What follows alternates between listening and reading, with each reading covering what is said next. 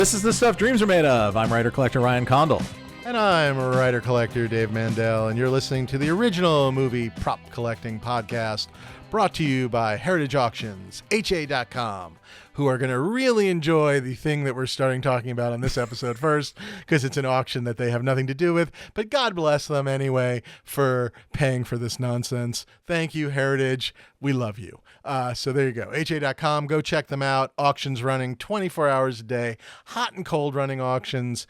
Everything from Birkin bags to Roman coins to illustration art to comic books to baseball cards and everything in between. HA.com. Hell yeah. Your premier auction service. How are you, Ryan? Where are you, Ryan? I'm good. You might have noticed I have a different background tonight. I'm in North Wales. We are doing our final scout here for season 3, and it's a wild place in the world because it's like at the top of the world. You're essentially like parallel with Scotland up here, and the days and nights are very extreme. So this part of the year, the sun comes up very slowly and sets very early. But then in the summer when we tend to shoot here, you get these crazy like long days, right? Yeah, and like 3-hour long sunsets because it's just sort of arcing over the horizon. So it's a very lovely place to shoot. There's nothing up here, nothing at all. There's like a lot of sheep, but it's a very lovely ancient place in the world with lots of lovely natural locations. I don't know if I ever told you this. When we were shooting the party scene, the Scotty Doesn't Know scene in Eurotrip, where Matt Damon is performing Scotty Doesn't Know, we basically had one evening at this house, and they scheduled it for June 21st, the summer solstice. So it was the shortest night of the year.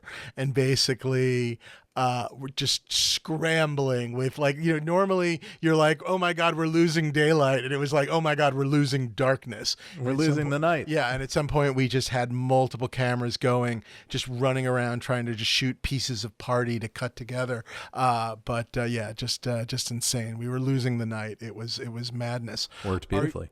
No, it all worked itself out. But does one drive to Wales or does one fly to Wales? Okay. Yeah, it's about 4.5 hours from London. 4.5. So it's not terrible. But highways, real roads. Yeah, okay. Yeah. Okay. Getting out of London and then tons of motorway and then about 20 minutes of depending on where you're going, lots of windy roads because these are all like mines and quarries and things that have been are now out of use, and so there's lots of winding up hills and things like that. But very nice, very nice. Yeah, but accessible. Much more accessible than Cornwall, where we shot a lot in the first season, which is there are no motorways that go into Cornwall. Cornwall is like a 2-horse road that leads in and out of there. So, if you're just tuning in, you're listening to Cornwall Today.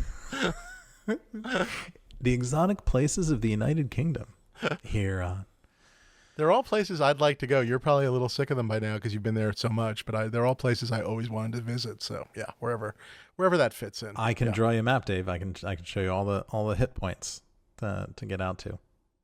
Do you think by the time you're done with this, you'll have been to probably more parts of the United Kingdom than you've been to parts of the United States? For sure. Funny way. Yeah. Absolutely.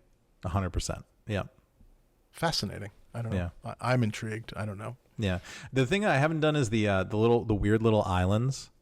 Like I just as a Jersey boy, I desperately want to go to Jersey. Sure. I want to see the buy a shirt. Isle of Wight. I want to see the Isle of Man.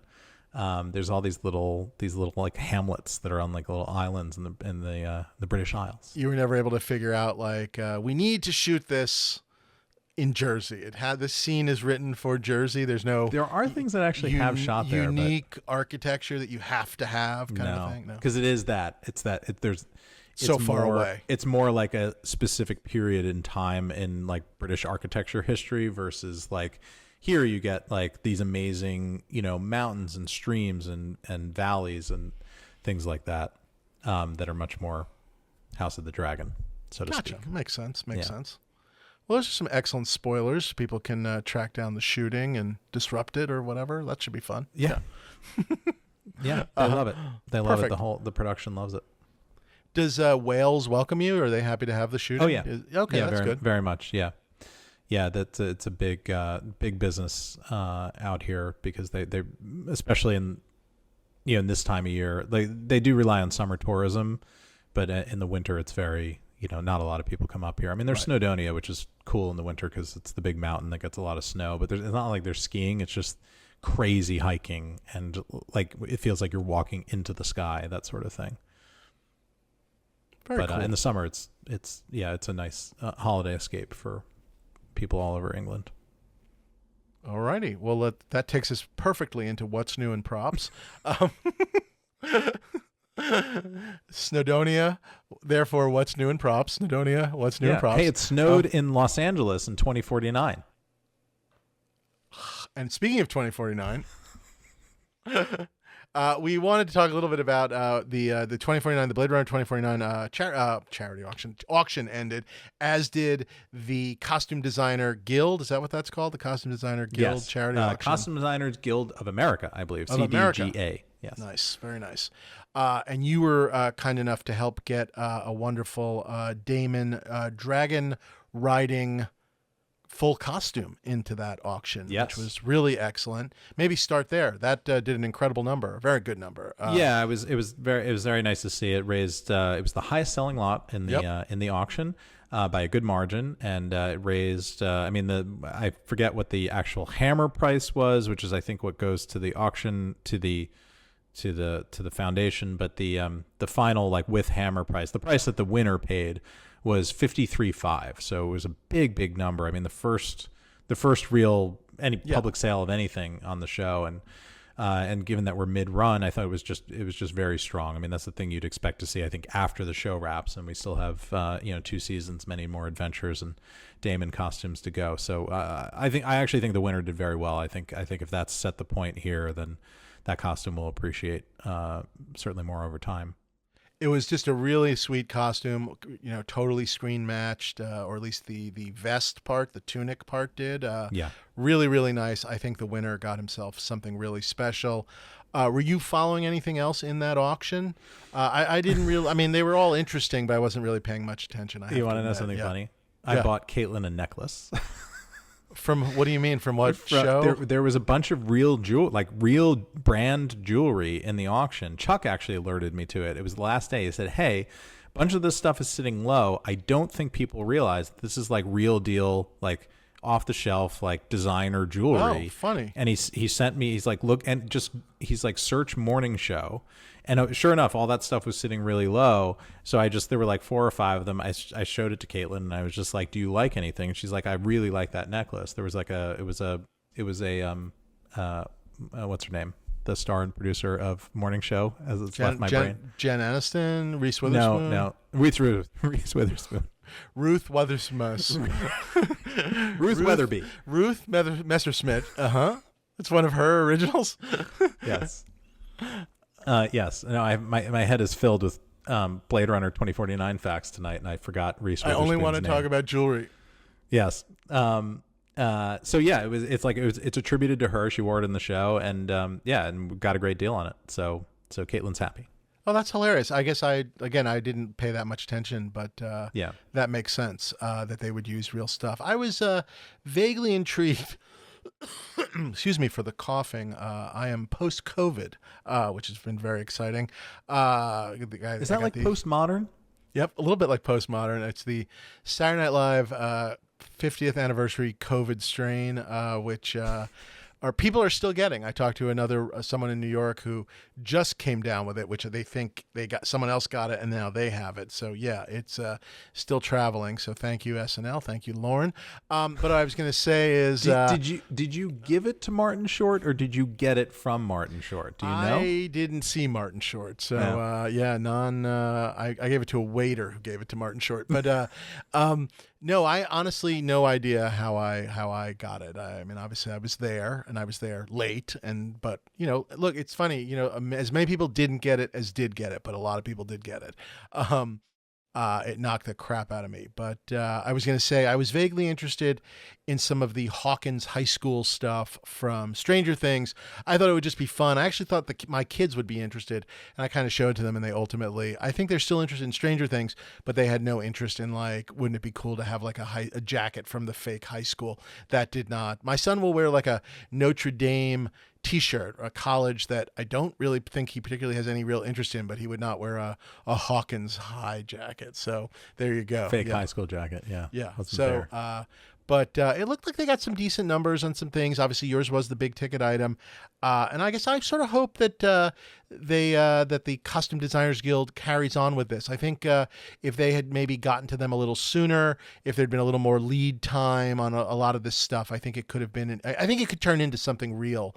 It'd be kind of cool, a yearly benefit auction for the Costume Designers Guild. You know, obviously they would pick a charity each year, but I think it could become an actual real thing with real access. I regret not bidding on some of the Furiosa lots. I was just in a weird COVID haze, and I really I personally regretted not bidding on that stuff.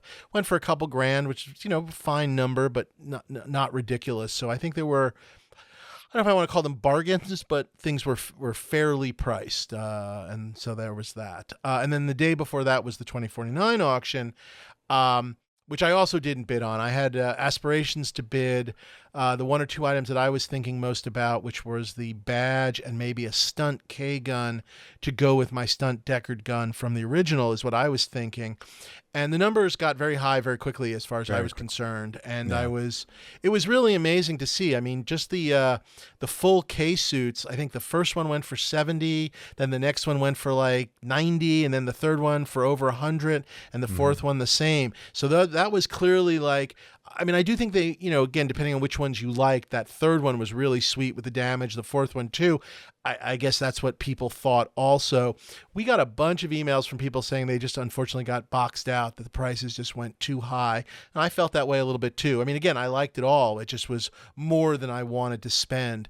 But some really great numbers, especially on the weapons. I don't know, anything jump out at you in particular? Yeah, I mean, I thought the top stuff did basically what I thought it would. I thought those K costumes would kiss six figures, and they did. And I thought the K gun would kiss six figures, and it did.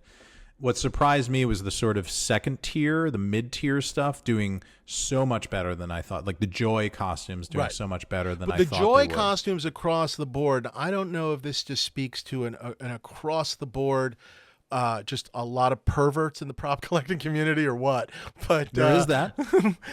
Those things went cuckoo. I mean, that Ana de Armas magic touch or something, but I was blown away by those numbers on her costumes. Not that they weren't great costumes, not that she wasn't a great looking character, you know, the giant Joy and all of that kind of stuff, but I was really surprised by that. Just the sheer the height of those numbers. And I was surprised by the stunt weapons. You know, the K stunt gun going for over $50,000. That seemed aggressive for a stunt. But again, I think maybe it speaks to both Villeneuve kind of now doing Dune, and I think overall maybe people going back and reevaluating, and now people, you know, liking that movie more. And I think we talked a little bit about the fact that so many of these other legacy sequels have been so terrible, and that one still kind of holds up. So who knows? But really aggressive numbers. Incredible results, and I think good for the collecting community overall, because I think it says to the studios that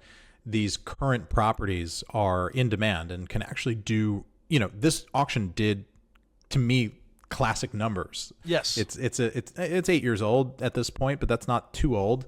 It's not like people are like, oh, I saw 2049 when I was in middle school. Now I have money as a hedge fund guy. It's not that old yet. It's not that mature. And it did classic film numbers because it's a great film with great quality build stuff, the DNA of the original Blade Runner. There's all that stuff going for it. But I think it does say to the studios, hey, this stuff is that you've got just sitting around in multiples. And it's not like Alcon leaves this without any 2049 archive. They have their archive. They kept all the stuff that they wanted to keep. And then they just raised, you know, $2 million or whatever the final, it's something, I think it was in the twos, the final total hammer price. So really good good on them. Good on Prop Store. Really well run auction. Gorgeous catalog. I was about to say, the catalog in particular, just as a word to the wise to the studios, take a look at this catalog, and you see it from time to time. It's not like this is unique, but this one was really special in that it was very clear, besides giving them access to the props, obviously, they gave them access to the film. And so everything was just beautifully illustrated with basically, screen grabs from the movie.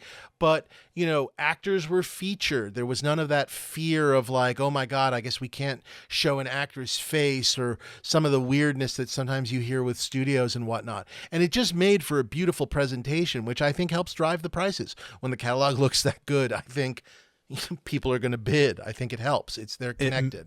It made it it was a prestige auction with a premium feel to it, and I think everybody kind of responded to that.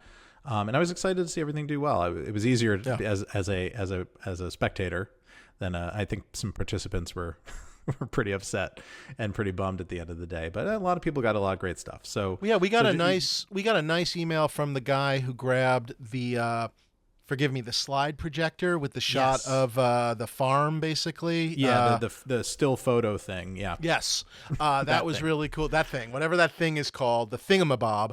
One of our listeners won that. Congratulations. Very, I believe very said cool. it was his first toe into real props. His first dip into real props. So you're welcome. A comic art collector. That came over. I say from the Felix podcast, our good friend Felix Liu, the Felix Liu comic art podcast. Which I one of these saw days that you were recently on again, Dave. I did. I sort of did the episode. I did sort of a Fire Part 2, a little bit with more of a concentration. Felix was very interested in what and why I grabbed off the wall comic art wise, like what didn't make the cut and whatnot. So a little bit of a recap if people are interested in terms of some of my Fire stories, with a little more detail maybe on a couple of things now that I have a little distance from it. And I know he's dying to get you on there, so you got to go on there too. Absolutely. Yeah. What didn't make the cut, everybody, was my Conan painting. That did not make the cut. No, when I walked in, I said we could use this thing to carry stuff out, like we can use it as like a stretcher. It's fine if anything happens to it. Yeah, that's good. Yeah, I had heard that maybe you used it to taunt the fire, to try to attract the fire. Come and get me over this way. I would throw it to the left. Yeah, right. Very good. All good uses of my Cluedo Conan painting. Thank you. But yes, a new prop collector won that piece, and that was excellent. And like I said, we did get some people complaining that they were just outbid. And hey, I'm sorry about that. I'll be very curious, and as I always am with these studio auctions, to see. I don't even quite know the flippers. Curious because these were some really good numbers. These feel like collectors' numbers, but there are obviously always speculators, and I am always curious to see like what shows up from 2049 in the next Heritage auction, the next Julian's auction, or like 2 auctions down the line at Prop Store. I'm always just sort of curious. You know what I mean? Yeah. So, yeah. And also, did somebody win something early trying to hedge their bets, and then they also got something later, and now I can't afford both? And I got two. Oh, that's funny. I didn't even think about that. Yeah. Because there were those multiple lots, or just the thing that I looked at and I considered until it went north of where I was looking at it as a steal was the Sapper Morton costume, because I just love that environmental helmet. And it was matched and all that, and it was like the first real lot. It was the first major lot that was in the printed catalog. So I kept an eye on that, because I thought that and actually compared to other things, it didn't go quite low. But I was in if that was like at like 10 or 12, and it just went way north of that. But I wondered if I was originally thinking somebody about won that. Right. Hedging. Early on. Yeah. Well, except it is a bit of a hedge. You're right about that. Although with the 5-minute delays, or whatever they call it, the 5-minute resets. The resets, yeah. Everything kind of blended together. So there was less of, I got something, I missed something, and now I'm over here. I mean, things were earlier than other things, but less early. It ends up going out of order. Yes, everything existed in a space-time continuum that seemed to mess up the order a bit, which, and by the way, I don't know, I definitely saw a couple people, for whatever reason, saying, like, 5 minutes was too long. It should be a minute, or I don't have a real... those are not my favorite ways to end an auction. I've definitely lost energy, like where I'm Yeah. bidding and then, those kinds of things. But I do understand it, the lack of, being sniped, so to speak. I like the anti-sniper yeah. thing of it, Yeah. and it's like put in your max bid. I mean, it's reset 3 times. Put in your max bid and walk away. I mean, that's what you do. And by the way, I did that this morning in a Bonhams auction on this small monkey radiator caps. Like a monkey radiator cap. It's a bronze, what do they call it? Memento Mori kind of vanitas thing of a skull, like little bronze skull in a book. And if I win that, hopefully you'll be able to pick it up and bring it with you when you come next week. So I'm hoping, fingers crossed. But I did put my max in and walk away. I walked away. So we'll see if I actually won. But I'll keep you in the loop because I'll need you to have your assistant pick that up at Bonhams and stick it in your bag. Yeah. So get on that. Get on that. Hurry up. Get back from get back from where you are and get on that. Hurry up. Looking forward to it. I was gonna say I was very interested in. I mentioned I was interested in the light up badge, but even before the auction started, it was at $22,000. I never looked at it again. Time. So yeah, there were not a lot of smaller pieces. And again, good on Alcon, good on Prop Store. So yeah, congrats. Yeah. And during the week, Dave, I don't pay a lot of attention to social media. I don't pay any attention to social media, but I do have friends that pay attention to social media. And by the way, I'm pre-laughing so much because I think there is. Did you watch Ted Lasso? Yeah. Okay. Do you remember they only did it like once or twice, but it was like when Ted would turn himself into like Lad Rasso or something like that, and it was the crazy angry Ted Lasso. But he like did it, and then he kind of blacks out and whatever. I feel like this is like a version of you where it's like Kai and Rondell, where it's like where like it's only really happened so far once before where you're just like furious and angry, and I sort of feel like we're kind of I'm getting ready. I'm bracing myself. That's usually your bit. Yeah. That's I know. It's your Oscar. No, I know. But that's what's so wonderful is now I get to just laugh and just kind of enjoy because I had not seen you this worked up in a while in a great way. So take it away. Take it away. We had some shade thrown at us, Dave. We had some. What? I think the kids would call it a little bit of subtweeting, even though I think it happened on Facebook. But someone's out there suggesting that we don't know what we're talking about, specifically when it comes to Blade Runner 2049. So I think there's a number of reasons for this. The most of which is people very interested in trying to protect the authenticity of things that are not authentic, and we're saying it. We can say it now, and we have the evidence now to back it up. That if you bought 2049 stuff before this auction, I have very sad news for you, but it's all junk and garbage. And it was either you were doing the Fox Mulder I Want to Believe thing, or you were swindled or bamboozled thinking that it was a studio source and it was early and it was real. Unfortunately, this stuff is not real. I challenge you now to take photos of it and study closely what was in the very high resolution photos, videos in that Prop Store catalog. And you will see when you put those things side by side, if you were being honest with yourself, that there are differences in those things. I have seen them. I have seen the things out there, and they are not the same. One of these things is not like the other. What about my 18 little horses? The wooden horses? Yeah, all the wooden horses are real. I have 18 of those. Thing. Yeah, yes. I have 18 of those. Is that not? They're not real? You're sure? Unfortunately, no. I don't think so. These are what we call model shop specials. Now, the person or persons that thinks that we are don't know what we're talking about. Look, Dave and I don't purport to have all of the answers, but I will tell you that we know quite a bit. We've been around the block a few times. We also know if we don't know the answer, we know who to talk to get the answer. So we're always kind of sharing information. That's a nice thing about this hobby is it's a hobby of obsession. And if you hang around long enough, you find the right person who's obsessed with every little thing that you're obsessed with, and you know who to go to. Hey, I'm not sure this thing is right. Can you tell me whether this is right? And there's a person there that's a living database for it. And that person, those people exist on this film. So there are all these stories out there that there was a bunch of they made a bunch of things for the film, and then things would get broken and sent back to the model shop to be fixed or repainted or whatever. Just very simply, as someone who works in film, this film was made in Budapest. The props on that show were made in Los Angeles, California. Let me tell you what's not happening. Things are not getting broken in Budapest and being shipped back to Los Angeles, California to be repainted. What they did was they made all the stuff, they put it in a container, and they shipped it off, and they filmed the film. They had all of the stuff with them that they needed to film the film when they were there. If something broke, you have skilled people on set that would fix it right there, and it would go back into the Sing it, brother. Sing case at night.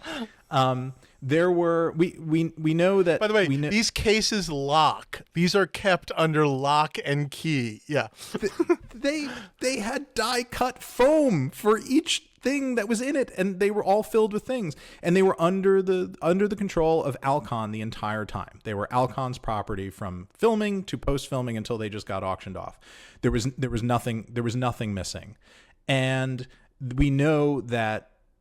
You can also see from the great research that PropStore did in preparing the auction that everything that matches is matched to the movie. So somebody who is out there is convinced that they have real stuff. Bring it forward. Show your receipts. Show us the screen match. I would say show us a photo of anything that doesn't have 16 shadows on it, and prove to us that you have something that is real and that you know more about what you're talking about than we do. Show the receipts. That's what I have to say to you. We know that what about a photo of Lee Harvey Oswald holding a K gun where the shadows are kind of weird? What do you think about that? I'm good with. Okay, perfect. Yeah, that's fully explainable. This is such a pleasure to me. I enjoy this so much. Yeah. So but I will say there were things that were not in the auction, and we now know from research and from publicly available information on the internet that there were 3 live fire Deckard style guns made for the film. There were no live fire K guns. Those were all kind of studio builds with the little actuator thing in it that made it look like they were firing. But they made live fire Deckard guns in the old style, the way that they made them for the original movie. I have that really cool Blade Runner replica that's made of all the real off the shelf gun components. They made them that same way. They were gorgeous. They made those, bunch of those matched the film. So those were not in the studio auction. I imagine those are still with ISS, and if they're not with ISS, they had to be obtained through a federal firearms license, an FFL. So unless you did that, I will tell you don't have one of the live fire guns, or if you went to ISS and did a deal with them or did a deal with Alcon and had to go to ISS to do the FFL to pick up the gun. That's how those things work when you buy a live firearm. Beyond that, we know that there were I believe 4 Deckard heroes and then 3 Deckard stunts that were all accounted for. So that covers 10 Deckard pistols. That's plenty to make a feature studio film. That's trust me, as someone who does this, that's plenty. I have a live fire wooden horse. It was Harrison Ford wanted one to live fire, and I got that in a #private deal. But I'm not going to show you a picture of it, and I'm never going to show it to you. Okay? I accept. Thank you. And then we know that there were 3 hero Ks and 3 stunts, which again counts for 6 K weapons. He loses it at some point midway through the film. Again, it's plenty. Guys, I'm sorry to break it to all of you. Those were all of the guns on the movie. I mean, maybe Denis, the director, took one home. Maybe I would allow for that. I don't think they've made it to collectors on Facebook. I don't think that happened. So look, I will just say, and just one more time, show us the picture. Show us the picture. If we are wrong, we will bring you on and apologize in person. But if you're going to snipe at us, we're going to snipe back. It's just I understand you pay money and you want to believe this shit is real, but so much of it isn't. Does that mean things get out from other movies? Of course they do. Have we all bought stuff, quote unquote, under the table? Of course we all have. But they are things where there's an accounting of them. We spend so much time on these older movies trying to figure out how many were made, what do we think, where's the paperwork, whatever. But somehow with these newer films, all of that idea of how many were there just goes out the window. People all of a sudden don't care. We obsess on how many were made for Star Wars, how many made for this, how many made for that. But then as soon as it's a newer sequel, it's sort of like, oh no, there's 80 of them. I don't know how many there were. Yeah. And with this story that things get swapped out in production, I mean, I'm sorry, you guys are just being lied to. It's those are lies. And if you paid money for one of those things, you should look at it. You should look at it against the photos, the very high resolution photos the prop store has, and you will see differences. And you should be asking, why are these things different?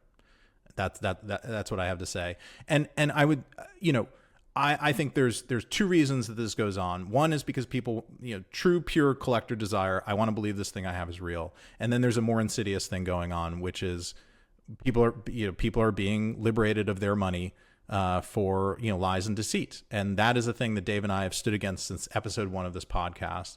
And it goes on. We've talked about it a lot, particularly with these modern films, where there are these kind of side model shop jobs being done, where less good quality things are being slipped out the back door and sold to collectors on the black market. I mean, there's no other way to say it. And we're not good with it. We don't stand for it. We're about truth and justice on this podcast, and collectors having things that are real and not being lied to.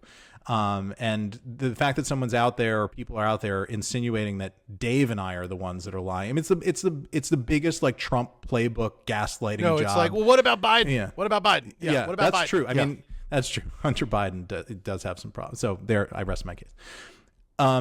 Yeah, and look, this is as much an educational, hopefully, podcast as it is entertaining. And we just, there are a lot of green collectors out there that we want to protect and look out for, and want to protect them from the bad ones. So the other thing is, ask yourself. That's my rant. If if a K gun is selling for $100,000, in an auction, do ask yourself, like, well, a guy was selling me one and it was $5,000 or $10,000, which is not insignificant money, but something's off there too. You know what I mean? When a number is too good to be true, that doesn't make sense either if you actually think about it. So there's that also, I think. Correct. Yeah. That's what I said. No, I love it. I've been so excited. I just very enjoyed every part of it. But also, again, open invitation. Bring on your photos, and we will happily eat crow. There's nothing we enjoy more than Ryan is staying up in Wales, where he ate crow tonight. Literally, they made him crow pie for dinner as the national dish of Wales.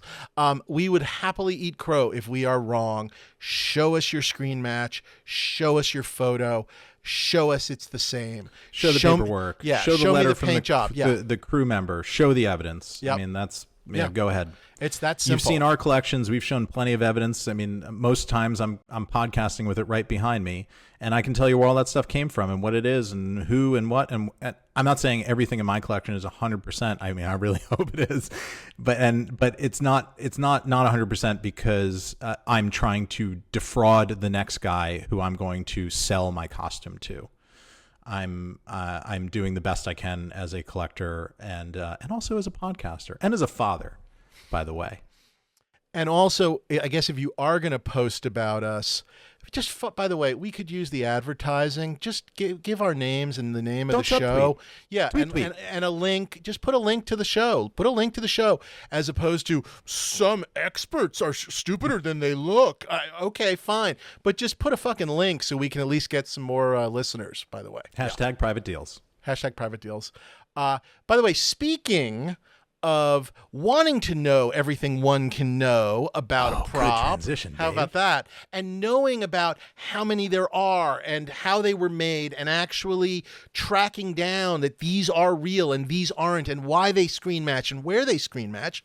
We have part 2 of our Darth Vader deep dive with the one and only Gino Sabatino coming to you right now. Which takes us to Empire. Takes us to Empire. So next slide. It's just kind of a comparison of the New Hope next to the Empire helmet to kind of just show their differences.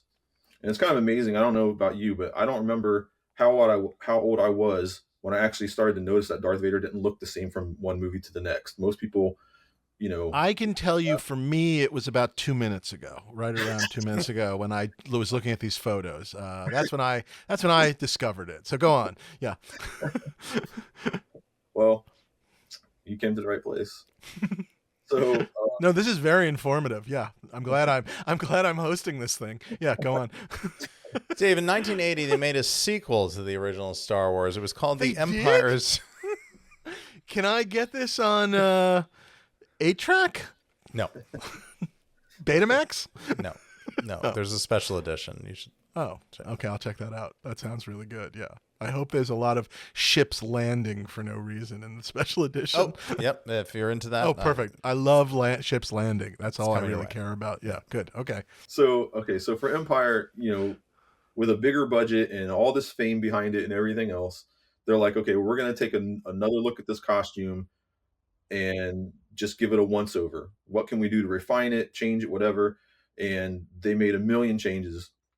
But to the helmet specifically, the first thing that they did was abandon that whole like used universe look with all the brush and all the weathering and all that stuff like that. And they sprayed it like glossy black and gunmetal paint and then hand polished it to like a mirror gloss finish. Yeah, it's like an automotive finish now all of a sudden. Yeah.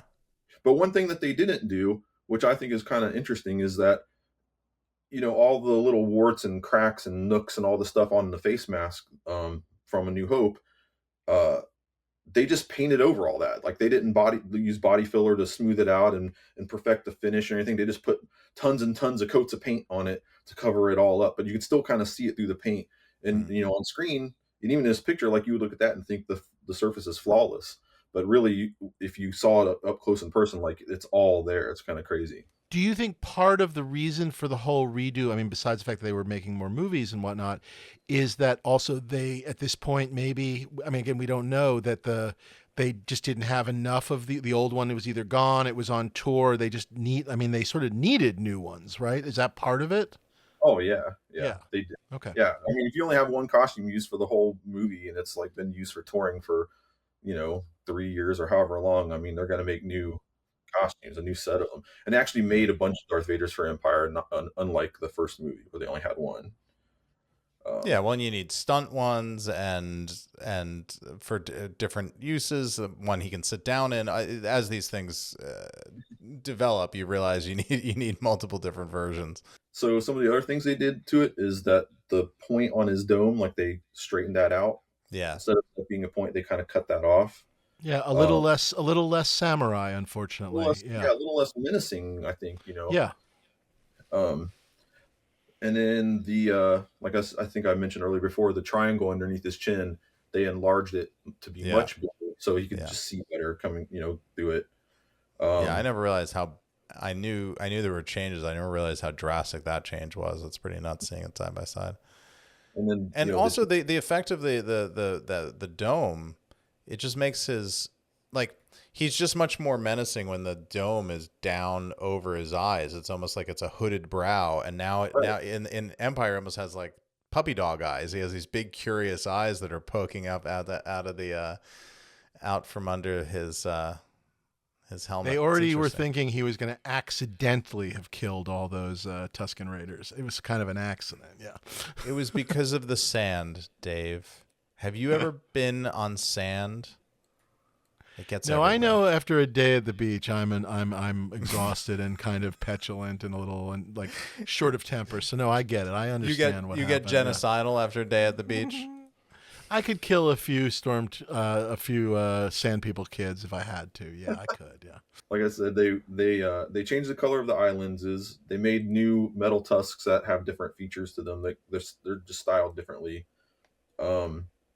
And just that whole overall polished gloss look, it just kind of gives them a whole different feel for who knows why. I mean, like some of these design choices, like was it George? Was it the art department? Like who knows? I've never seen any kind of documentation of them actually discussing those changes. Yeah, right. So it's like anyone's guess. And probably at this point, nobody even really remember. I'm sure it's one of those things nobody even remembers at this point, unfortunately. But yeah. So you know how like I was telling you that Rick Baker molded the helmet in the United States to make the Tor helmets? Well, it was sent back to the UK for them to mold it again to make the helmets for Empire.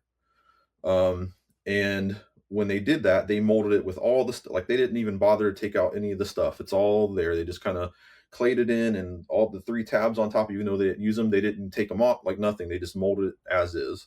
And that became the basis for all the other Empire helmets to come. And I believe also the Jedi helmets.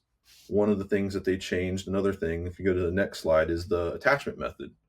So here's a really close-up pic of the tab system next to like the new improved ring system that they kind of switched over to. And then once they switched over this, they kind of never went back. They kind of stuck with it. So it was just a plumbing flange, like a department store plumbing flange that they just kind of took and they glued it on top and put some screws in it, and then they had a corresponding ring on the inside of the dome, and it would just kind of sit and nestle on top of there. And surprisingly, that would be enough to kind of stop it from. I mean, it would wiggle around. You see, like in some of the scenes where the wind's blowing on him, his dome might like kind of wiggle a little bit, but for the most part, just walking around, it's like not going anywhere. And then they put a patch of Velcro on his forehead to kind of help kind of secure it in the front and stop it from moving. And it actually really effective for what it is. And Ryan, this was what I was sort of describing to you, that this is something Gino and I were talking about on my helmet, where at some point or another it had been glued, and then when the glue came apart, some of the, how do I say this, some of the ring flange got embedded in the top of the dome when they pulled it apart. And so, and the dome, and then the ring, sorry, the ring is therefore broken. So there are pieces embedded that can be, we've been talking about taking those pieces out, restoring the ring to its, I guess, its more natural state, but also cleaning up some of that plaster from where they had glued it together. Am I doing a vaguely good job of explaining what we talked about? So on Dave's helmet, the ring is actually missing entirely. And they just glued the top of the face mask to the inside of the dome fiberglass, and it all kind of blended together. So when it got torn apart, like some of your chocolate got in the peanut butter and some of the peanut butter got in the chocolate when it was pulled away. And that's just kind of the state that's in right now. Oh, interesting. To my count, and another person I'll credit with this, because this is something that me and Brandon kind of had talked about at length, like over the years, and both of us going through the archives and counting and going through all our stuff. So what we kind of do is find like the helmets are numbered on the inside. We find the one that has the biggest number and go backwards from that. It's like, okay, well, we've only seen up to 5 or 6 or 4 or something like that, and think, okay, that must be how many they made. Again, theoretically, there's no record. But when they made all the helmets for Empire, like the last one that they made was like one of the fencing helmets that has all the clear plastic neck and the cheeks and all that. And that's like the last number. So we were kind of deducing that if that's the last number and that's like 5 or 6, then all the other ones must be how many they made for just like the regular helmets. So when I give you these numbers, that's how we got to these numbers. Understood. So, and that one, the fencing one with the cutouts, is the one that is that's the one up at Mopop that was formerly owned by, what's his name? Paul Allen. Paul Allen, my arch nemesis. That's the one I bid on all those years ago and is still up there. Yeah, it's a gorgeous helmet. Yeah. It is gorgeous. There were 7 helmets, based on all that, right? There's 7 helmets that we kind of calculate for Empire Strikes Back. So that would break down into 4 of the regular helmets, 1 fencing helmet, 1 reveal helmet, and 1 rubber stunt helmet. And I have pictures of all those coming up. Okay. So before we get into all those, let's go right into like the regular helmets. And so the next slide is actually Dave's screen match. I'll never forget this because there are no Empire helmets in the archives. I only know of 1 other Empire helmet in private collection. And so when this one came up and it was like screen match to this degree, and realized it's all over the movie. I mean, it is like almost like 80% of the movie. It's kind of, I mean, there were multiples, but it's the one that's basically used throughout Empire over and over. And we should, again, I think we said this, but just to make this clear, we're talking about the face mask because it has been mismatched with a different dome, and we're not talking about the dome, but this face. The face mask is used throughout Empire. Just to Yeah. be very specific, to think of the helmet, the two parts. The A part is the part we're talking about. Sorry. Right. And if I not to just assume everyone knows this, but the helmets being numbered, they have a number scribed like written on the inside of the face mask, and they also have a corresponding number written on the inside of the dome. So helmet labeled number 2 would have a face mask with 2 and a dome with 2, and those are synced together. And it's important because every time you go to when they put those little rings on top of the head, every one is registered individual. So you can't just take one dome from another helmet and put it on this other one and expect it to match up perfectly, because the way they did it was they would fix the ring, and then they would like set the like I'm assuming they would have to like temporarily put the ring on the inside of the dome and like register it so it fits right, and then let the glue set and then take it off. That way they know it's like lined up. This one goes with this one, and this is set for that. Yes. Right. So because every time they put that ring on, it's in a slightly different place. So you can't just like mix and match. Yeah.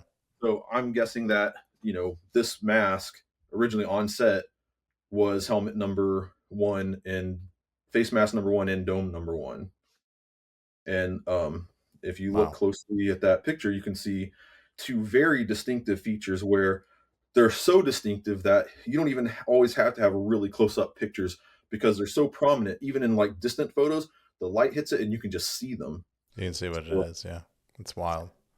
Now, I know did you not, the theory is, I don't know whether you confirmed it, but the theory is that this is the helmet he's wearing when he says, "I'm your father," right? I don't think I have a match on that. It could be. Okay. It may be too dark in that scene, but it's all over the damn place. Yeah. There's a lot of other iconic scenes that are absolutely confirmed. The next slide kind of goes into that, kind of shows some of the scenes that like I pulled out that like this is that helmet for sure. So if we go to the next one, you can see like the banquet scene where Boba Fett comes walking up from behind, where they get ambushed on Bespin. The scenes in the Executor when he's walking around bossing around all the Imperial officers. The scene where he kneels down on his knee and talks to the Emperor. Talks to the Emperor for the first time. That's cool. The carbon freezing chamber, we're in there. That's really amazing. Yeah. The top middle one, which is his meditation chamber. And then the bottom right-hand corner, which is kind of a weird anomaly, somehow this Empire helmet got repurposed for use in Return of the Jedi. Only for that one scene where right before they show the reveal mask, this is like when he's telling Luke, like, let me look on you with my own eyes, and having the whole conversation is with that helmet. And then right before Luke grabs the dome to pick it off of him, they cut to the actual reveal helmet. He actually says, "Let me look on you with my own red eyes," and I think that's really what threw off the German toy company. My own red eyes from helmet number 2. It's a weird line, but it's cool. It's kind of cool, yeah. Yeah, it's in the special edition. So my conclusion is like Dave's helmet is pretty good. I mean, I'll give you that. So the thing is, the 2 known helmets that are out there. This is kind of crazy. So Dave, his helmet, his face mask is face mask number 1, right?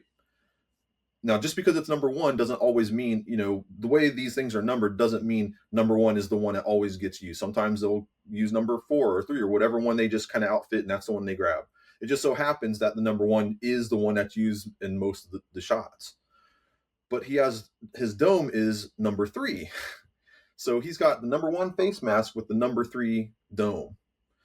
Well, the other collector has the number 3 face mask with the number 1 dome. So it will be. If you're watching, yeah. and I genuinely don't know who this person is. We don't know who. We know it's out there. We've seen pictures, but we don't know who it is. Oh, but really? On the off chance they're watching, you really don't know. Switch. Neither really one don't of know. you. I think Brandon knows and won't tell us. Okay. Yeah, I think he knows. Future consigner. But anyway, like for me, like I would just love to see 1 go back with 1 and 3 go back with 3 because they're gonna fit together like they're supposed to, and they were their original mates. The only problem is, figuring out like, okay, well, who gets number 1 and who gets number 3, and you know, but Well, I know how I would do it, which is you hold on to your face mask because it's the better, more recognizable part. But who knows what that guy thinks, or yeah. a lady. It could be a lady, probably not, but definitely not a lady. Still, but like amazingly cool that those things exist because like those are the only ones that we know of that exist from Empire. Those 2, and they're both. And we incredible. don't know when they were switched either. By the way, we don't know if that was part of when they left it, or were they? We don't switched know at some when other Brandon switched them. Good point. or why he did it. That's the real question: is what Brandon was thinking at That's that right. moment. Yeah. Any good journalist, it's always the why. We are super excited to welcome a new ad to the show, Dave's Workshop. From Dave's Workshop, maker of custom prop displays and plaques. And I want to be super clear, this is not me. This is not me. This is another Dave, but this other Dave is a genius. He is a hilarious comedy writer, and he makes great prop displays. But it's not me. It's just a different Dave. But he's really funny. He's got an incredible monkey radiator cap collection. Really, really genius guy. Fantastic really, podcaster too. Yeah, no, really great podcaster. Visit FromDavesWorkshop.com to commission custom displays tailored to your collection. Ryan? Their team will consult with you to design the ideal display for each piece. Elevate your collection with their high-quality handcrafted displays and laser-cut plaques. You may not need a plaque for your Indy hat or X-Wing, but they're a great enhancement to almost every prop. Browse examples of their work at FromDavesWorkshop.com. That's FromDavesWorkshop.com, and contact them today to get started. Not me. Next slide is the fencing helmet. So this one is labeled number 5, I believe. So there are 4 helmets. So okay. What That's so cool did is they made a clear, like they separated the helmet along the jawline and made this all in like dark smoke tinted acrylic. So on screen it just kind of looks dark. You don't really notice, but the actor can see everything. There's nothing blocking. Yeah, so and those big cutouts on the cheek, and then down too, right? And in theory, the stunt performer that's in there is not as tall as David Prowse, right? So, yeah, he was like a few inches shorter. It's Bob Anderson. Yeah, I'm not even sure if memory serves. Part of the reason they did this was he couldn't even see, I think, out the eyes because he was smaller. Like that. It's almost like I think he's looking out. They especially like in the carbon freezing with all the smoke and everything and the humidity in there, like they're fogging up. So he agreed, but I think the cheek cutouts are for his eyes to see straight, and then the stuff, and then seeing below because he was so much shorter. Bob Anderson, something like that. Yeah, see straight out, but the cheeks just like every piece of that mask that you can make see through is just helping you because, like I said, if you put your face mask on, it doesn't matter how tall you are. You put the face mask on, you can see straight ahead, but then everything like from your chest down is just completely covered. Yeah.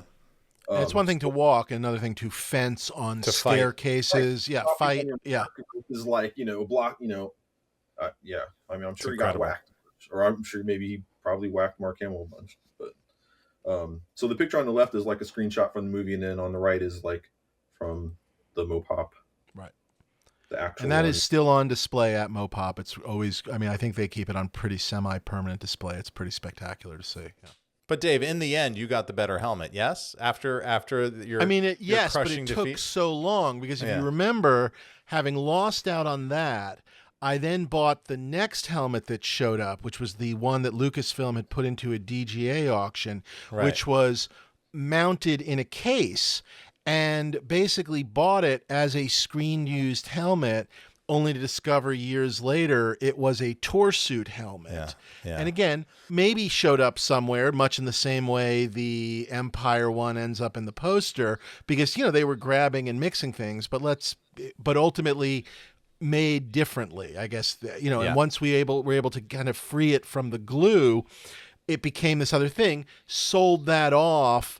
I guess I sold that off after I won this one, because it was that match that just made me, once I knew it was a torsuit, I just was like, this is not what I want. Obviously that's better than it being it wasn't a fake, it wasn't a replica, but it was a tour suit that I had originally thought was I had a letter. There's a letter with it saying it was screen used from George Lucas, but it's a tour suit. Maybe, but we'll never know, and probably not.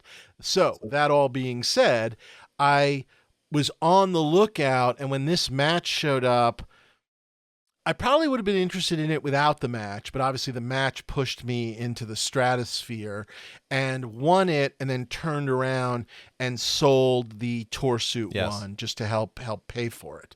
But yes, the end result was quite good, but I could have done without the journey, I guess. You won that in the very same auction that I won the Dallas costume that Gino is going to put on a mannequin for me. So everything kind of comes back around. And I remember all comes together, yeah. When because I went live to the floor. I won my costume live on the floor. You were on the phone, and I called you after I won to just see how it had gone and report in. And the first thing you said was, "Did you win the Dallas costume?" I said, "Yes." And you said, "Fuck you." That was I do remember that very, very I do remember it being a very low price. I feel like it was the opening bid. Yeah, yes. It was the opening bid, that was that run of your opening bid victories that just will haunt me to the end of time. Yeah. I guess what my only complaint about the Vader costumes was obviously the price that I paid for what turned out to be the tour suit was a very reasonable number. In fact, after Paul Allen had won the fencing costume, when the second suit then showed up and I had no one bidding against me, I won it for $60,000, and needless to say, I paid a lot more years later. So it would have been nice had I got an actual screen used suit that matched most of Empire for $60,000, as opposed to what I paid later. So that was really the main issue. Fair. And you hate me, so that too, and jealous, very jealous. I mean, it's all just jealousy. Yeah. So forgive me for saying, but this is how I really think. Whenever, especially when it comes to Star Wars, when I think of tour suits, I just think of they're just bad replicas. I don't care what they were made. No, I agree. And I've debated this, and you and I, Gino, have had this argument. Good replicas, I would say. I've talked to Gino about the notion when these tour suits have shown up of buying a tour suit to put my helmet on top of.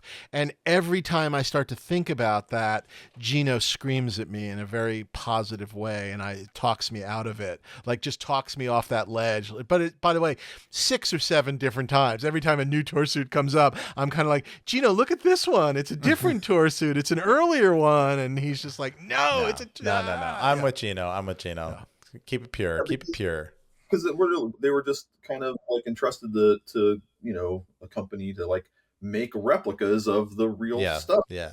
I get that. Yeah, and they just they serve their purpose. The people who were going to these events that had them, like they didn't like see them and go, that doesn't look right. It doesn't look like Darth Vader. Wait a second, those leather pieces are much wider than on the actual costume. Yes, yeah, absolutely. The average no one would notice, but like. If you're interested in the stuff that's used on screen, like none of the components really match. Like the fabric patterns, really matches.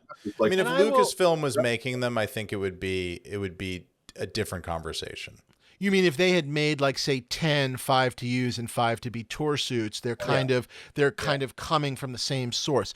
Agreed. And I will say earlier on in my should I get one, I think I did not quite understand how shipped out they had been. Do you know what I mean? So I think earlier on, and now I just joke about it more, but earlier on I did think it was more of a spot on replica as opposed to what we've all learned.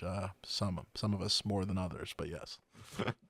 I mean, there is some charm to it that we think that, okay, back in the, early 80s or whatever, like this was, kicking around like... No, the entire idea that they made them and sent them to department stores is a good story, but it is a separate thing. You can have a tour suit, you can have a piece of a real Vader, but not necessarily the twain should not meet. All right, let's move on to this really cool, is this the reveal helmet? Is that what we call this from Empire? Yeah. So people don't even really, a lot of times, I don't think they realize that there was actually a reveal helmet in Empire. Yeah.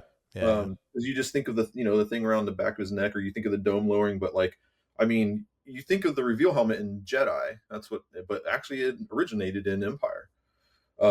So is it the same piece used in both? Did they reuse it in Jedi, do we think, or do we not know?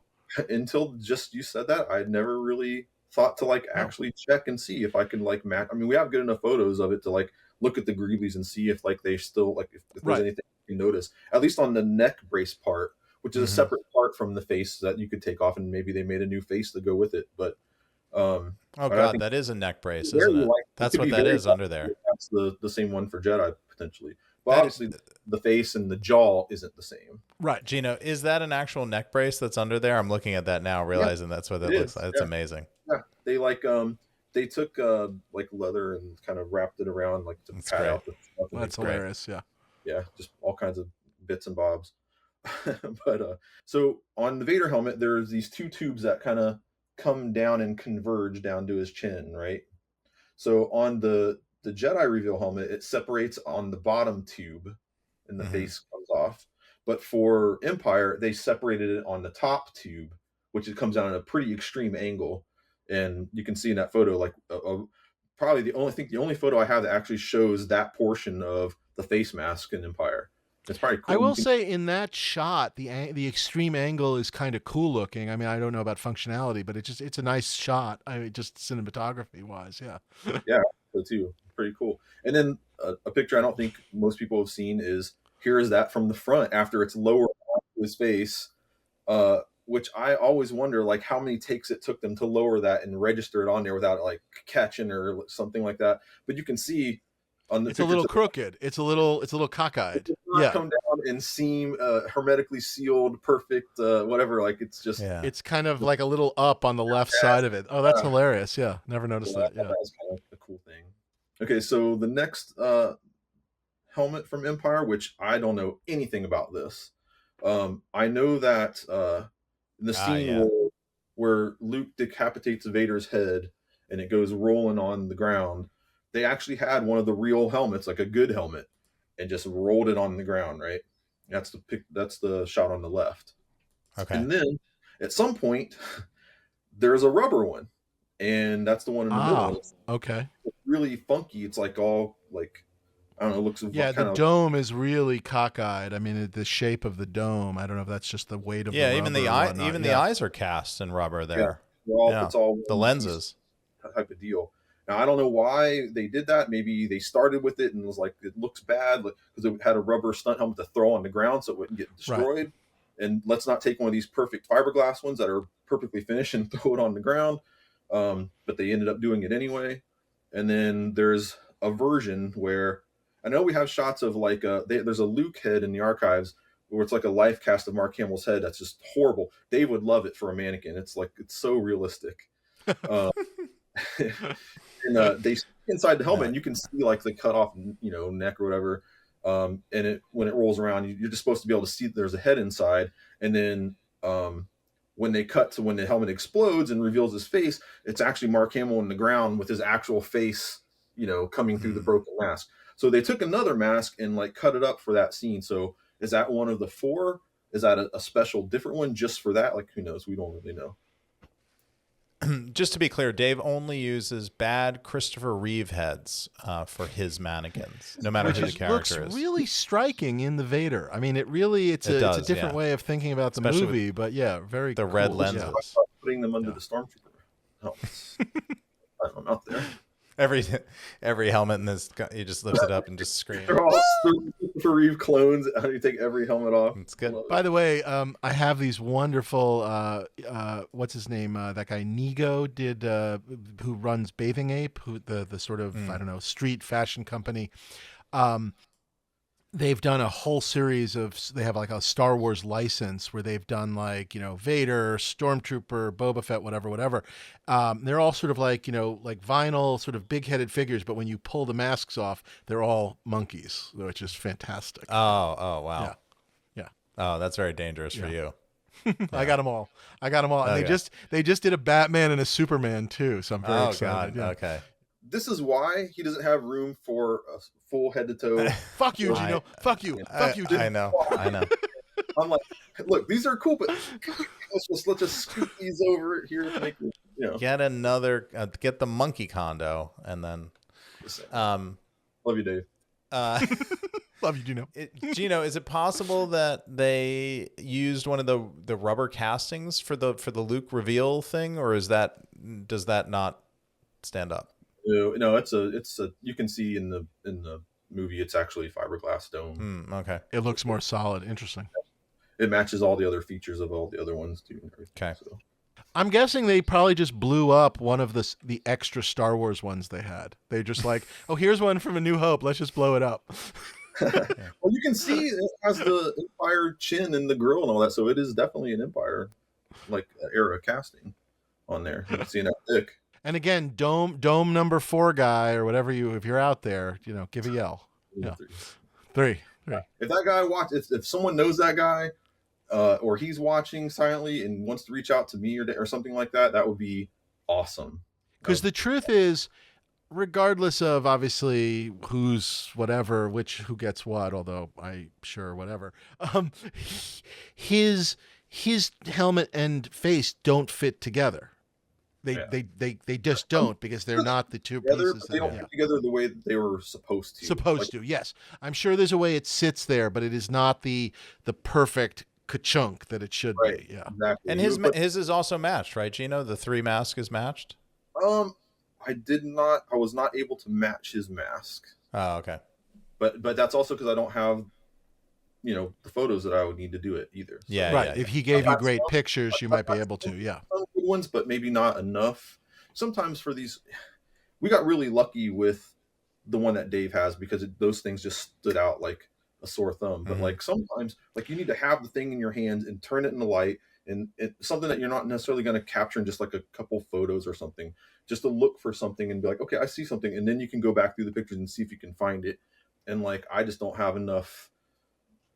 But what Gino is also trying to say about the number 1 face mask, the one that showed up in auction that I ended up winning, is it was such an obvious screen match that even an idiot like me was able to do it. So if that gives you some level of sense of how sort of, just where it was on the level of difficulty, like it kind of slaps you in the face. Like it's hard to miss if you're looking. That's great. So that's so great. And there's nothing like when you have something like that, just going through the movie and just seeing it over and over and over again, You're like, oh my God, is it everywhere? You might get lucky, you find one picture, right. Or something like that. And it's just like literally, like I could just scroll through pictures after pictures after pictures. It's just. But going back to that auction, wherever this fits in, I mean, again, it was an interesting thing. I mean, and I think this is, I guess, how Heritage kind of rolls the dice. They certainly did not sell it as a screen match, but it was very clear that the other bidders, like 3 of us, had screen matched it. It was one of those things. And it just was, it's like 3 people figured it out, and now they are bidding it to another, taking it beyond where anyone thought it was going to go. And I don't know, the person sitting at home just going, why is this one going crazy? Because it doesn't say in the thing it's screen match, but that's the explanation sometimes of why like things are just going far more cuckoo. And it's like someone has figured, more than one person has figured something out about it. Yeah.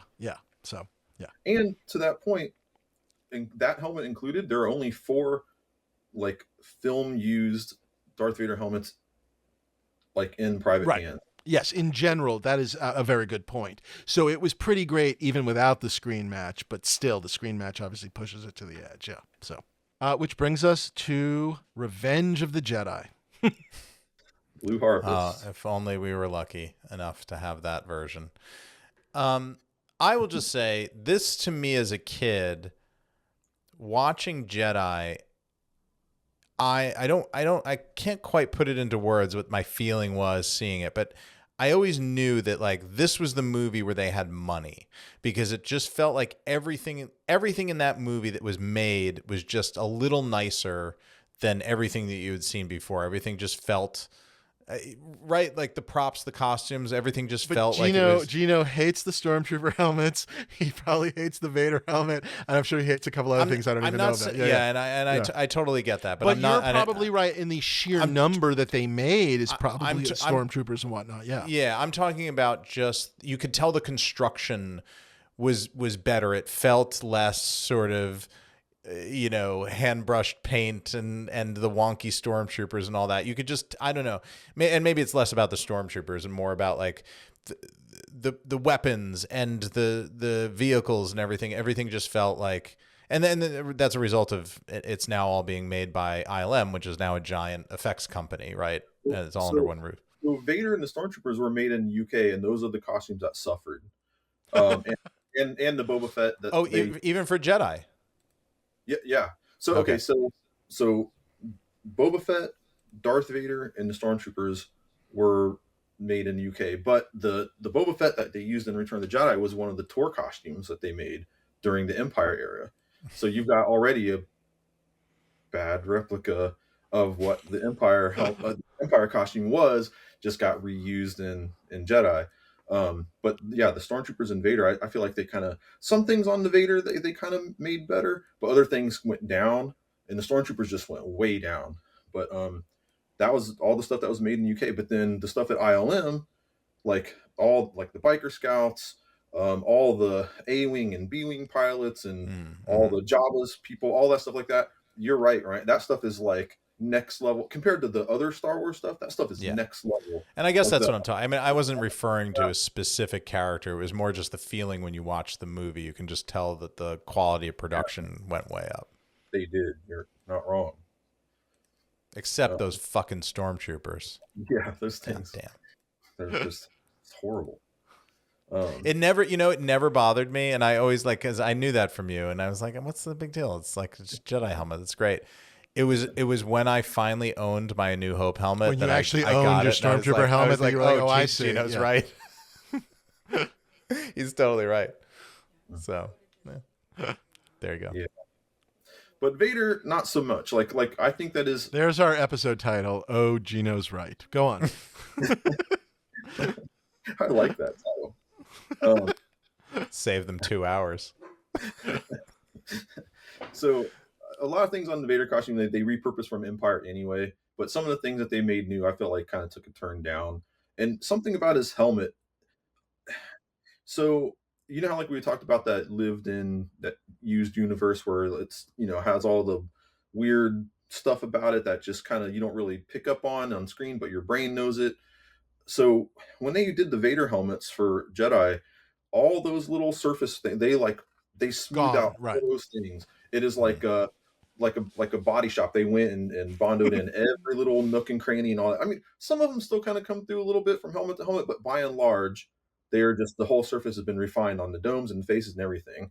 And they still started with the same castings that they used from Empire. So it just again, personal taste. I don't know whoever was running the shop that time said, here's how we're gonna do them, and or maybe it was one person that did them all and they just did them all the same way. Right. They made again 7 helmets for Jedi. Okay. Wow. They made 4 regular helmets, 2 fencing helmets, and then the reveal helmet. That's the count. Okay. So whereas Empire only had 1 fencing helmet, they made 2 for Jedi. So some of the differences between Empire and Jedi, the paint scheme is a little different. It's still gunmetal and black, still hand polished paint. They changed the grill in both the mouth and the chin is different grill. Once again, different shaped tusks. The island's color kind of shifted a little bit. They're less red now. They're more red, all the way red, neon red actually. And then also on the dome, there's like on the center strip when it comes down, the little widow's peak that started on A New Hope. The brow on the dome, the 2 brow shapes that kind of came together, kind of what we call makes kind of like a Y shape right in the middle of the stripe, where those forms kind of come together. We call it like the Y crease area. So in Empire, they just kind of shaved the point off, but the Y crease, it kind of got filled in, but there was still kind of like a meniscus shape, like a bowl shape there where it was almost like a finger, like you took your finger and kind of pushed it in a little bit. And in Jedi, they just filled it in flat. So like yeah. And some of them, I think they did them by hand. I don't know for sure, but the reason I think that is because from one dome to another, they're varying degrees of like filled in. So some of them still have the white crease, some of them are filled in all the way, some of them are kind of in between. So that just makes me think maybe they just did like that on all the domes. They just hand finished every single one of those areas, and it just, I don't know, again, makes for more less sinister. All these little things, they just kind of like take away some of the sinister look of Vader. I think going from one movie to the next, they just kind of like It's mellow funny. out. I don't, again, talking about watching the movie, it doesn't bother me in the movie, but I do notice it in the stills. Do you know what I mean? It's a funny thing. And I guess hopefully it doesn't bother people in the movie. There's not that sense of less sinister, but when you actually look at a still, you go, oh, whoa, look at that. Yeah. He's surprised. Yeah. And like, I think I've heard someone make the suggestion or the theory that, Lucas, knowing that he was going to take him on this arc to redemption, maybe he was trying to slow. I don't know. I don't think anybody knew anything. Yeah. I mean, who knows? You're right. Maybe. But it feels like people were just doing it. I don't know. I'm not, you just wonder, was there any real forethought to it? Or was it just sort of like they thought they were just making them better? You know what I mean? Yeah. I realize that sounds silly, but yeah. Yeah. And then there's a new designer in Nilo coming in, and he's an industrial designer, and who knows? And it's funny, when you have a costume designer replacement on a thing, you see them come in and there is a bit of like, I can fix this and I can fix this, and this was never quite right. And everybody kind of wants to put their own stamp. That doesn't explain the change from Empire, but maybe that goes to explain a little bit of the jump in Jedi. I said they made 2 fencing helmets. So one of them is still in the archives. That's this one, the next slide. Okay. You can see a screen cap of him in the movie, and then on the right is a public shot from the archives of that helmet, not a private one, just for the record. But they have the dome as well, or just the face mask of this one? They don't. They only have the face mask. Oh, interesting. Okay. Now the thing is that helmet, in the archives, what we call the fat lip helmet, because when they joined the face mask to the clear neck, when they blended it together, inadvertently they kind of create this big flat spot on its chin. And it's like very noticeable when you're even from far away photography, you can still see that big flat spot in, when he turns in the light and stuff like that. We call it the fat Vader helmet. So that being a prominent feature, there's another fencing helmet that doesn't have that. And the fencing helmet in Jedi that's in the archives is face mask number 6, and it doesn't have a dome. But the other fencing helmet that's in private collection is face mask number 5 with the 6 dome. So the 6 dome ended up on the 5. Should really go with that, right? The fencing helmet in the archives, but we don't know what happened to Interesting. number 5. Yes, and I've seen that one in person. It's fucking glorious. No, it's gorgeous. Yeah. So cool that they made 2. They both got service, especially the one with the fat lip. I mean, that's not like in Empire. They're only wearing that helmet when he's like fighting Luke and stuff like that in the carbon freezing chamber and some of the other shots. But this helmet, even though it was designed to only be in for the dueling scenes, actually shows up in a lot of the other scenes. Like basically after they start dueling and they go underneath the Emperor's throne, like when Vader's walking around like talking to Luke, he's wearing that helmet. After Luke is down on the ground and Emperor shocking him, he's still wearing that helmet. And then the shot where like he initially like goes to pick up the Emperor and throw him off the over the railing, whatever, he's not wearing that one. He's wearing the other fencing helmet that has squibs in it that like blew up and had like sparks come out of his dome and stuff like that. So it's it'd be interesting to check the call sheets and wonder if were they not using prows at that point? Were they using the stunt guy? Is that why it was the fencing like were they not? No, I think it is Prowls actually. Oh, okay. So it's Prowls just in the wrong mask. Okay. Yeah, I was just curious that maybe because there's all those stories of like they got mad at him for like talking about the movie too much after Empire. So I didn't know if the helmet was signifying that somebody else was in the role, like the stunt guy, that they were using him less. Yeah. About like actually lifting up. I think they had him on cables too, and I think I could be remembering wrong. So maybe they just felt like he needed to see more, and that's why they used those fencing ones. I mean, I just we'll never know. Yeah. But one of the matches and the one that is in private hands, not in the archives. One of the matches on it is actually on the dome because it's where the squib went off. In theory, where from when the emperor is electrocuting him. Yeah. Yeah. Because actually, if you watch the movie close enough, like, they hand animate the electricity. Like when Vader picks him up, they animated the electricity coming out of his fingers, arcing back and hitting him in the head. And so I think the thinking was that we need to like show sparks and smoke or whatever coming off that area. Right. Yeah, it's also possible it's a lightsaber hit, but we don't really see it. He takes the hit in the shoulder, but we don't really see anything glance off the dome of his helmet or anything. True that. And then the last picture is the just reveal. The reveal helmet. Yeah. Ah, beautiful. That's gorgeous. God, I love that. And is that the archives? Sorry. That's actually that was on exhibit somewhere. I'm not sure where this was, but it lives in the archives. It's part of the archives, but this actual shot is from when it was on display somewhere. Sure, but they have this in their collection. That's what I was clarifying. Okay, great. Yeah. Yeah. That is gorgeous. But now you got me thinking, like, now I feel like I want to try to screen match that neck brace to Empire and see if it is actually the same one. Yeah, be curious to see if they ended up to reuse it. I mean, certainly if it was around, it wasn't particularly. Yeah. Got to see. We'll find out, and you'll come back with an update if that actually is. It'd be kind of fun to know if it was. It'd be kind of cool. Yeah. Actually, go do it now. Dave and I will talk about office chairs for the next. We'll talk about a little bit of some Peking duck and office chairs and whatnot, and you just pop back as soon as you got a screen match. Everybody who fast forward through that to start have no idea what you're talking about right now. So now they can rewind and go back to the Chinese food stuff. Well, boy, boy, that's a tight 2 hours. Amazing. Nice. Yeah. Gino, just incredible. Just what we thought it would be, but yeah, just incredible. What have we learned? What have we learned? They did not do a great job of keeping enough things at the archives in those early days. Thank God. So that's good. Yeah. And also can't rely on Lucasfilm archives to match their socks. All of their socks in their drawers are incorrect. There's red socks with blue socks, and now the Bomba socks. They have different the left lengths, and the right. Different lengths. They're all lefts. I actually think they do a really good job. It's too much to ask of anyone to know those type of nuances or whatever like that. But it's not that. I think they do. I mean, they just. I'm kidding. It's not them because these things got mixed up before, on set or in private collectors' hands or whatever.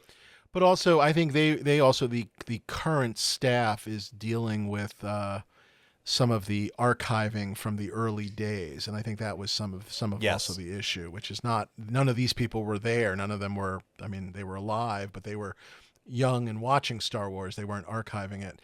So when all was said and done, Gino, when you went up there, in terms of, I guess, what I would call a Jedi Vader, were you guys able to put together, like, how many full Jedi Vaders were you guys able to put together, or what are you allowed to say? Yeah, please. Yeah, that was one of the things that they kind of wanted me to do, was see if I could like get enough stuff to put together a complete outfit. And I mean, they had multiple helmets. So they've got 3 confirmed screen matched helmets still. They've got from Jedi. We've got the throne room helmet, that when he's in the throne room with the Emperor, like when he's like standing with Luke talking to the Emperor and all that. And they've got the one where when he first arrives to the Death Star in the very beginning of the movie, when he talks to the officer and all that. Right, it says the Emperor's coming. We got to speed up the plans and whatnot. Yeah. And then the I guess I got it wrong. There's 4, and then the reveal helmet, and then the fencing helmet. So they've got all 4 of those confirmed screen matches. And they've got all of them, but the fencing helmet have domes. So you're talking about complete helmets, yes? Yeah. Okay. Yeah, correct. Well, the reveal helmet doesn't have a dome either. Right. Okay. Yeah. Technically. Yeah. Okay. I mean, it could be any of them. It didn't correspond or fasten. Right. Because it didn't matter, because it was just coming out. Yeah. And then what went on with the costumes when you actually tried to see what the piles of stuff? So I was able to find the hero chest box. It was actually on tour. It was one of the ones that hadn't come back yet, but I actually had photos of that exhibit, and I'm like, that's the hero one. They have multiple sets of chest armor, screen matched. They have the belt. There's only one belt system that was used through the whole movie. That's still there. The cod piece, which was started in Empire, reused in Jedi, that's still there. They have like 2 sets of Jedi gloves that are still there. A couple Jedi capes are still there. Shin armor.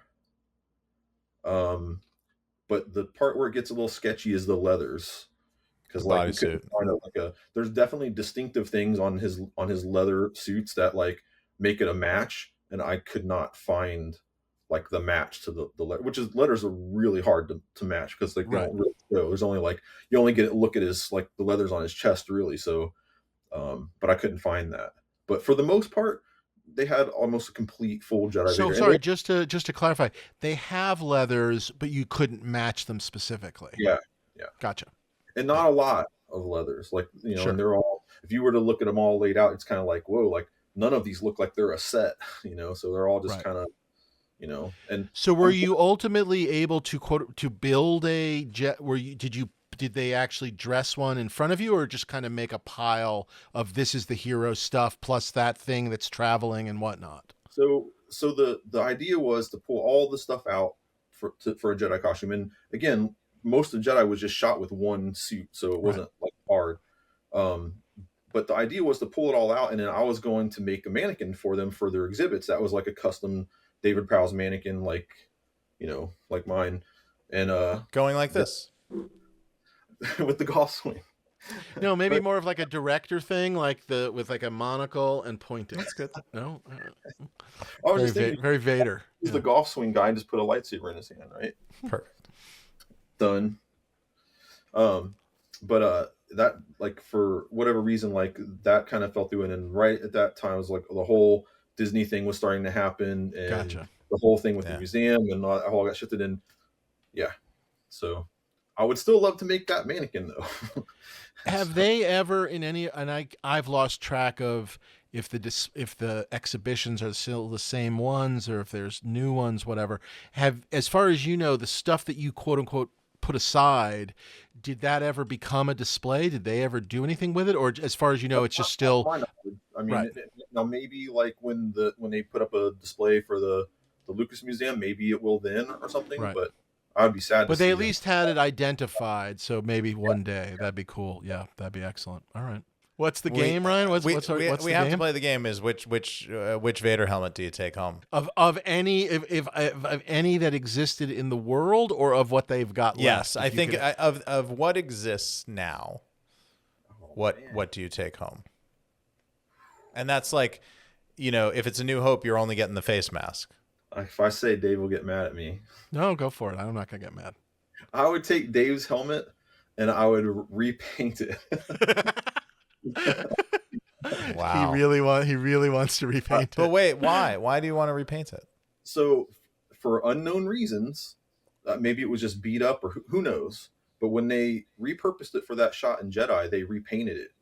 Like, so the gunmetal doesn't match, the scheme of it doesn't match. And it matches the Jedi shot. It just doesn't match all the Empire shots. Yes. But like just knowing that that's like the Vader helmet in almost all of the Empire, it just breaks my heart that doesn't look like that. But you don't think we could get, but I don't know if I ever asked this specifically. You don't think we could lift the new paint up without hurting the paint below it? Probably not. It's not that kind of paint. You can't lift it. Yeah. Like I don't want to say this out loud because people will freak out, and I wouldn't do this. But if ever you were going to do, you would have to polish through, the paint to get to the layer underneath, and we don't know anything about what's underneath there. And then by doing that, you would have completely destroyed it. So there's no trying to get back to what's underneath there as much as I wish there was. Yeah. If there was a way of getting underneath, I think I would be interested in pursuing it. I'm just not sure I want to put new paint on to no idea what would be underneath there anyway. Even maybe like this whole section is gorgeous, perfect, then we get over here and it's all jacked, Yeah. If it was mine and I had $2 billion and I could just buy it and it was mine and I didn't care what anybody else thought, absolutely, I would make it look just like just on set. And anybody who had anything to say about it, I'd be like, you know what? Nothing you say is going to make this not be the helmet that was on set that whole freaking movie, and it looks like Yeah. and that would be my answer. I get it. I get it. Yeah. But I wouldn't touch that. I mean, make the repairs, but don't touch the paint. Yeah. Dave, are you well, we'll come I mean, to you I'm last, pretty content. I guess. I mean, I'd was going love to say, to. are you holding serve? Or you Yeah, I feel like, look, I'm not going to lie. If there was a way legitimately to keep my, my face, but have the right. Are you hitting on 18? Or, I mean, it's not even 18. It's like, are you hitting on 20? No, it's like, am I hitting on 20? I have got 21, but I want another card. Yeah. But no, I mean, I'm incredibly happy. If there was a way of pairing the original, the dome with my face, obviously that would be the dream. Yeah, it just really would be. Yeah. Yeah. And it's hard to believe that there still isn't, like, if that person came to the table, there's got to be something. It is crazy that there is only one other one, and it's the other mismatch. I mean, because it could have been anything. The other one that's out there could have just been set 5, and have nothing to do with mine. The dome is just lost to history, but that the other one is the perfect switcheroo. Yeah. I mean, neither here nor there, but my dream one day is to have a Harrison Ford Indy jacket. And my dream within that dream is that one day I find a Harrison Ford Indy jacket that Dave likes enough, because I don't know if we've ever talked about this, but the jacket that he has is actually the goes jacket with your hat. Yeah, is in the screen match where my hat is his jacket. So I would love to be able to. Why don't you hook a brother up, man? Come on. Well, because I don't have an Indy jacket. I will happily trade it for a dome. Yeah. Okay, I'll do it. Done. I will get number 1 dome. Just gotta figure that out. But I love Dave's helmet, and before I actually knew he was bidding on it, I was actually thinking about going after it before I even realized it was matched and all that, just because I've long been it was obsessed pretty with, it was pretty great without the match. honestly, just even it was so obvious that concept of it. Yeah, it was right and real, and the numbering nomenclature. The numbering was a big part of it. Yeah.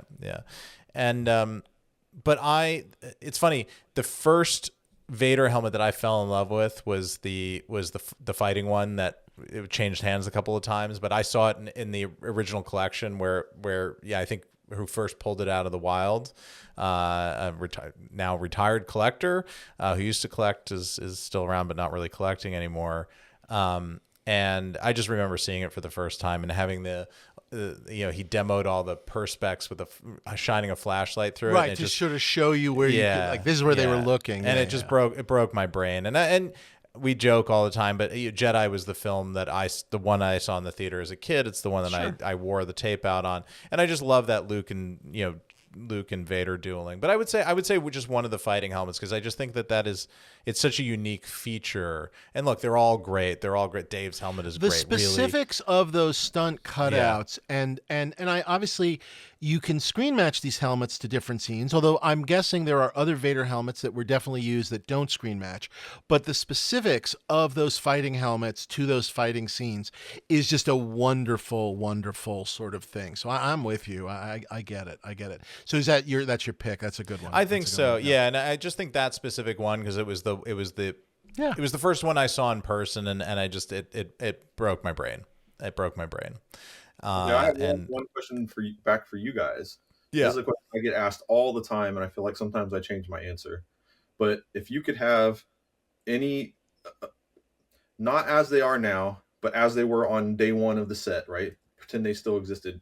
If you could have the complete A New Hope Vader costume, or the Empire costume, or the Jedi costume? No question, I would just go for the New Hope. I mean, there's no question. I mean, as much as I love him in Empire, I think I would just defer to New Hope. I mean, for me, that would be, if I guess if anything was possible, sure, why not? Yeah. Ryan? Empire. Same. What do you go back and forth between the two, and you go Empire now? New Hope and Empire, but like today it's Empire. Today's Empire, okay. It's like Godfather 1, Godfather 2. Yeah, I'm okay with that. Yeah. It's just I just love Empire so much. Fucking cool. This This was was a incredible. supersized long Yeah. podcast, but this was By great. the way, maybe Gino, we'll split into two. By the way, maybe we split into Maybe. two. We've never thought we could think about that. We could split into Maybe. Hey, two. that other one that we did that was 3 hours still has like some of the most views on all your other videos. I'm Yeah. just saying. No, people love no. it. People, No, not a question. our deep not- fans do love these, and Yeah. we'll love this one as well. And our so. fans of Chinese restaurants and office chairs love it. So we cover a full gamut of collectors. Yeah.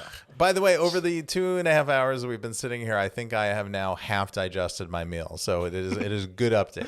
Go for another walk after. Yeah, and yeah. we'll record something be- else. I'm gonna be doing that. Gino, where can people find you if people would like to find you and tell you about their various domes and face masks? Where should they do that? You can find me on Instagram under Star Wars Icons 1. That's where just send me a message or hit me up. Check out my latest stuff. I do have a video coming out on that ESB's Trooper helmet restoration. I put the whole video. Oh, together, wonderful. walking through the awesome. whole.